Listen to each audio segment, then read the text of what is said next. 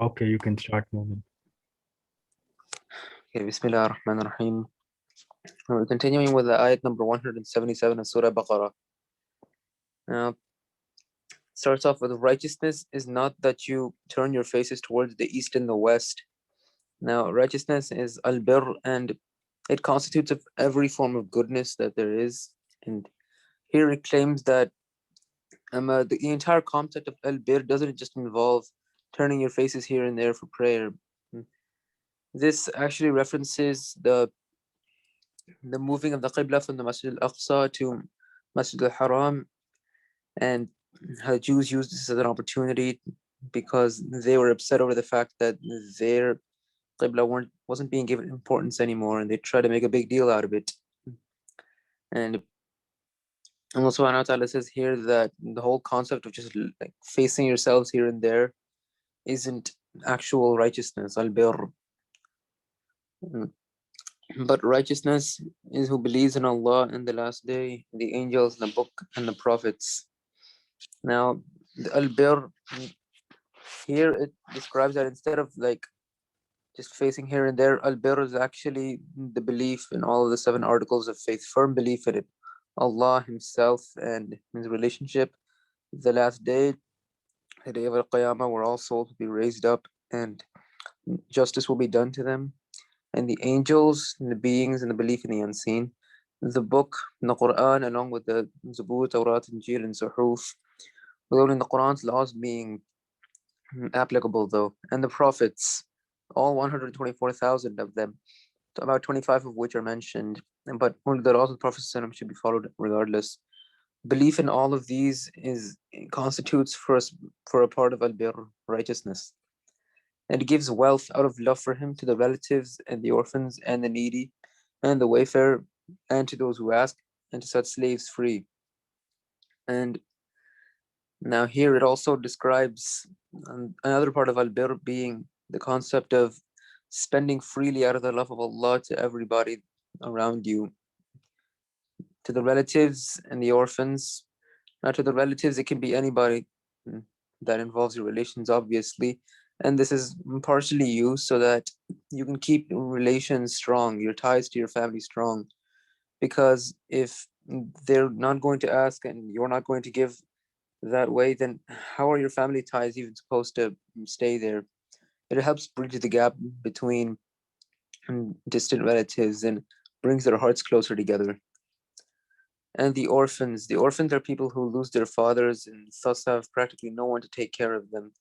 These people also have to be given freely.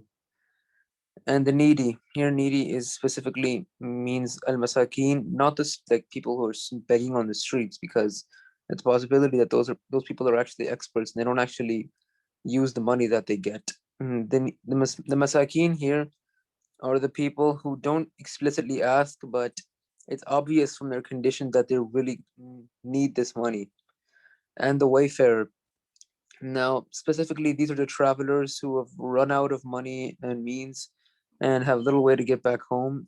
And it shouldn't be the intention of somebody to go out on a journey, thrift all their money, and like start begging for people for it just in order to increase it. Here, the wayfarer, they shouldn't, like I said, they shouldn't explicitly try and get money through this. They should it should be genuine. Their condition should not be intentional.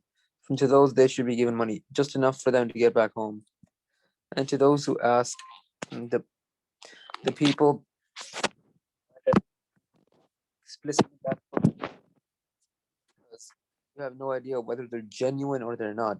So if they're genuine, it's going to be better for you. If not, Allah can decide. And to set slaves free. Now, all of those mentioned it usually involves like giving wealth, property, and livestock.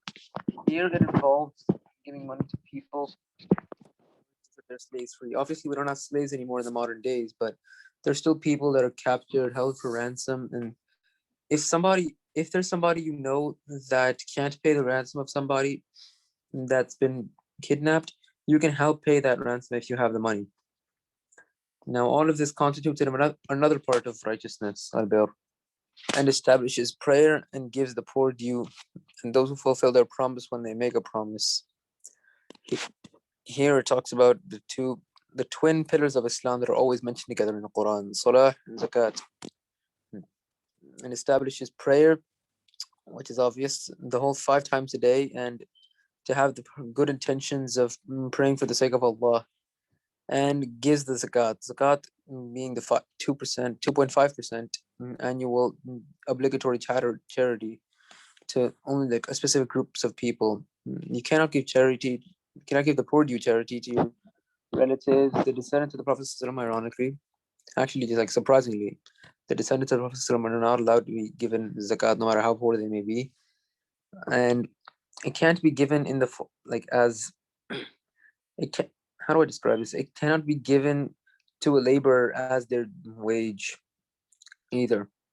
There's many other groups of people that can be described to give zakat, but I'm not going to go into that. And those who fulfill their promise when they make a promise. Now, it's another constitution of righteousness is the type of people who, when they make a promise, they have the complete intention to keep it. And if they have to break it, then both parties have to be willing to cancel the entire promise so that no one has to completely suffer and they should be compensated for it. And those who are patient in tribulation and adversity and at the time of battle. These people demonstrate extreme patience no matter what their condition is, even when they're in war. Now, those who are patient, they also constitute of those who are the truthful and the righteous. All of these qualities that were mentioned, they constitute of righteousness. Could you scroll down?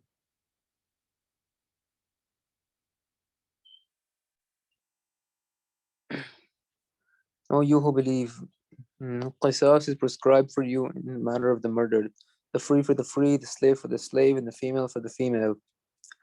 Now, qisas is an ancient law that when one person is murdered or injustice is done to them, the party who was harmed can do the exact same thing under the law. Now, this law was actually practiced originally by the Jews, and at one point, I think it was the expulsion of the Banu Qurayza after the Battle of the Trench. The Prophet ﷺ besieged their forts, and eventually they decided to accept the tribulations of Hazrat Sa'd, who decided to implement this law of qiyas, which was actually present in the Jews' own books. Now, it described obviously. Oh my God, Ishfaq, could you just edit this part out? Hazrat Ali actually executed them, those people. Yeah, I just started rambling on about this part, and Ishfaq, tell me you're gonna edit this out. Oh, for Okay, you, so Just continue. You don't just have go on, to. just go on. okay. No one even No. sees these videos. Yeah, hopefully no one watches this. Qisas. Okay, forget everything I just said about this ayah. Qisas is the equal form. It's like a form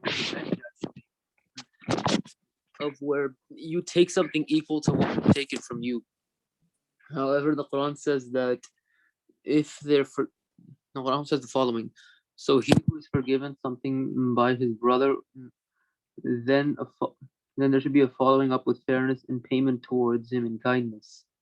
So, which means that if you forgive and simply accept the blood money, if there was a murder or killing of sorts, instead of taking revenge by killing another one of them, instead of you just like quietly accept the blood money, it's much better.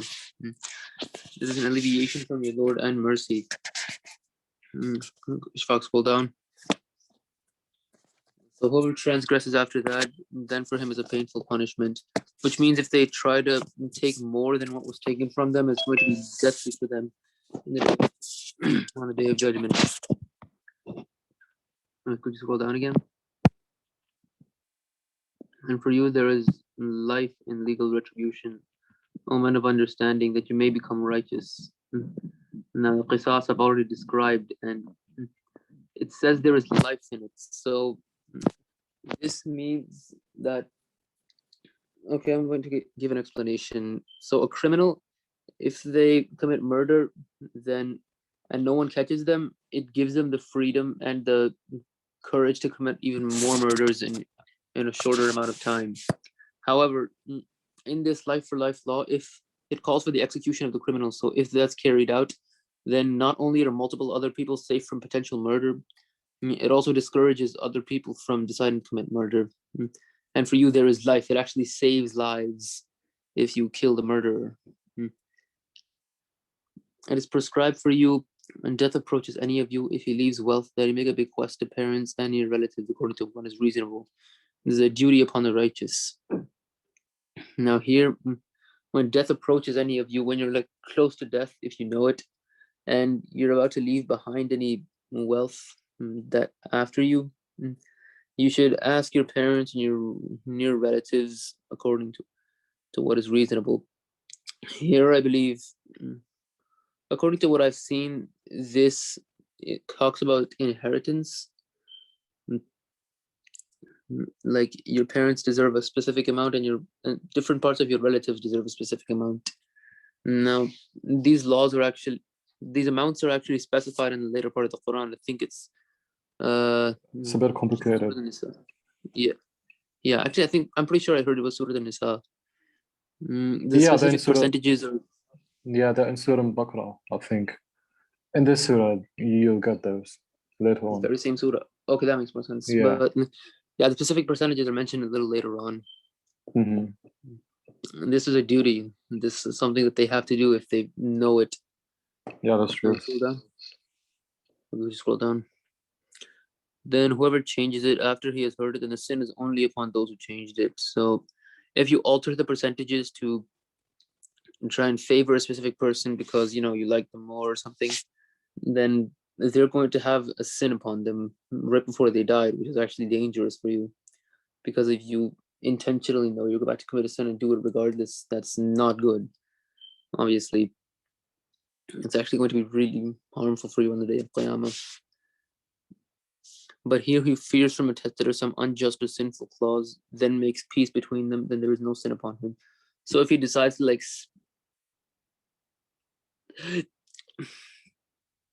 okay, but he who fears from a test that or some unjust or sinful clause. So if someone is afraid that they're going to be partial or unjust, and that they decide, okay, I'm going to split everything perfectly evenly, and essentially just turn it into a giant equalized chart, then and tries to make peace between them, then there's going to be no sin upon him because he's trying to be as fair as possible if he doesn't know how to be fair. Okay. Oh, you who believe, fasting is prescribed for you as it was prescribed for those before you, that you may become righteous. Oh wait, no, I'm done here. Okay. Yeah. Oh God, that was awful.